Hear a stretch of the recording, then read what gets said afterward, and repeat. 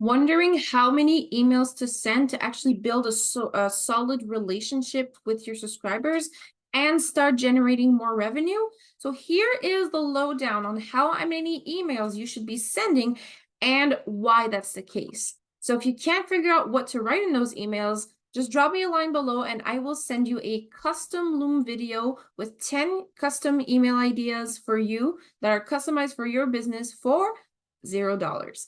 So a lot of service providers and course creators that I talk to and that I've worked to, like before working with me, they don't email their list very often. Like maybe they'll email them once a week, but sometimes once a month only, if at all. And then when they are launching something new or launching an existing program or service, then they start emailing their list every single day, even multiple times a day during that launch. But here's why it's a much better strategy and a much better idea to email your subscribers consistently, at least 3 times a week, if not more. The more is better. So personally, I email my list every weekday, so that's 5 times a week.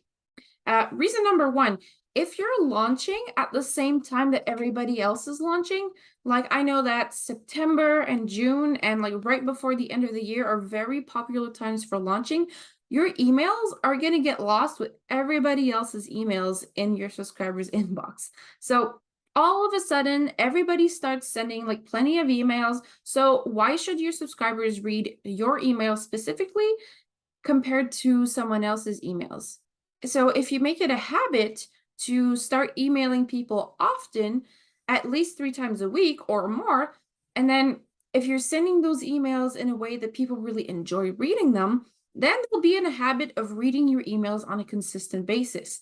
And your emails won't feel overwhelming in their inbox during a launch because it's already in their habit to read them. So picture this. So let's say you're subscribed to 2 course creators, and one of them sends you an email, like an amazing email that you love to read every single morning. Like when you read it, you really look forward to it. It makes you laugh. So you make it a habit to really read that email every single day because you love it. You love reading it. It's very entertaining. And the other course creator that you subscribe to in the same niche, they send you an email every 2 weeks.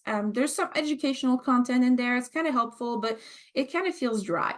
So let's say both of them are launching at the same time. So both of them are now sending you 1 email a day. And which one do you think you're more likely to read if you only have time to read 1 email that day?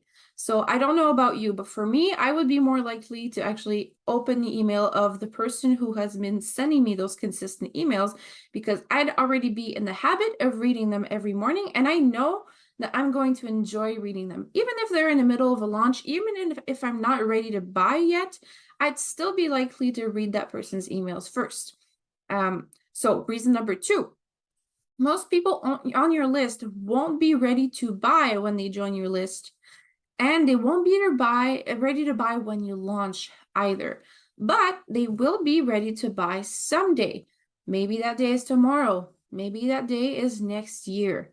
Maybe that day is 6 months from now. It's different for everybody. Everybody is at a different stage in their life. You can't ever know exactly when one person is going to be ready to buy. But the best way to make sure that they do buy one day is to be available and top of mind for them when they are ready to buy. And since you can't predict when they're going to be ready, sending an email every single day, or if you prefer 3 times a week, is the easiest way to ensure that you don't miss that window of opportunity and that you stay top of mind with them. So when they're ready to make that offer, to make that purchase, you'll have your offer in front of them in the form of an email.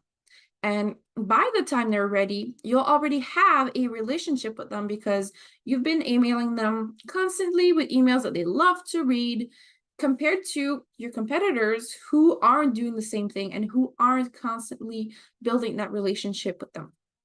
Reason number 3, emails are much, much cheaper to write and send than new sales funnels.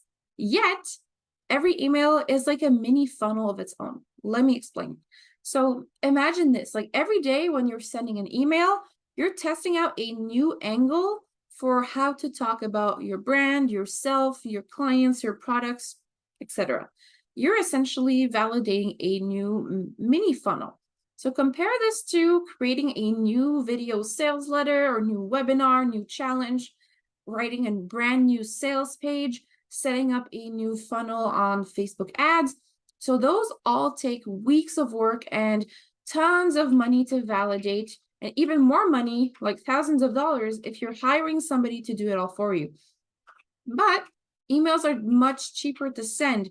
So if you're hiring someone to write that email for you, it can cost as little as $50 per email, or if you're doing it yourself, it can take as little as 15 minutes a day if you're writing your own emails.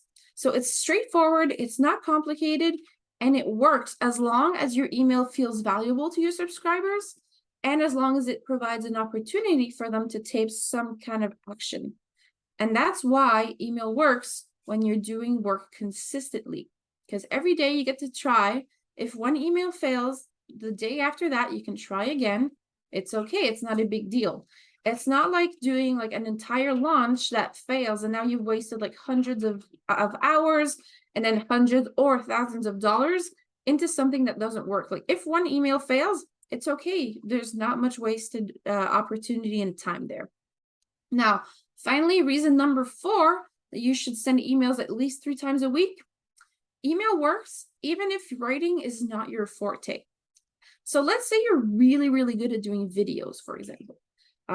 It'll be incredibly easy for you to take that video, take a transcript of it, and then turn that into an email. So you didn't have to come up with anything from scratch. You already have a video because you're good at doing video.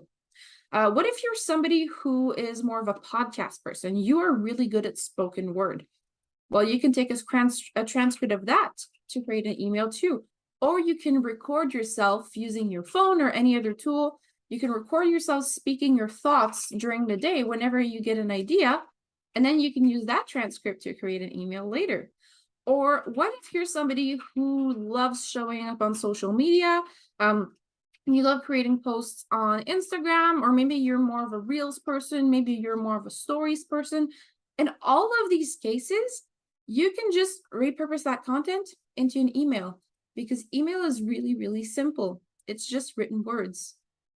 So whichever you're already using right now, it's not that big of a stretch to then extend yourself to email as well. And that's why it's one of the easiest things to outsource as well. Because, for example, let's say you want somebody to create some videos for you. Getting videos created is pretty expensive. You know, you need equipment. If you're getting animations done, then somebody needs to animate everything. Whereas an email, it's much cheaper to hire someone to write an email every day, because although it requires research for somebody else to write emails for you, because they really need to get to know you and your brand and everything, it doesn't require as much heavy work as creating an entire video from scratch. So those are the 4 biggest reasons that I have for you to send emails at least 3 times a week. But if you can't figure out what to write in those 3 emails, don't worry. Just drop me a line below and I will send you a custom Loom video with 10 email ideas for your brand. And those are not ideas that are just like out of the box that I have ready to go for everybody. They're going to be custom for you. I'm going to do some research on your business. I'm going to ask you a few questions to know a bit more about your product, your brand, and then I'm going to fill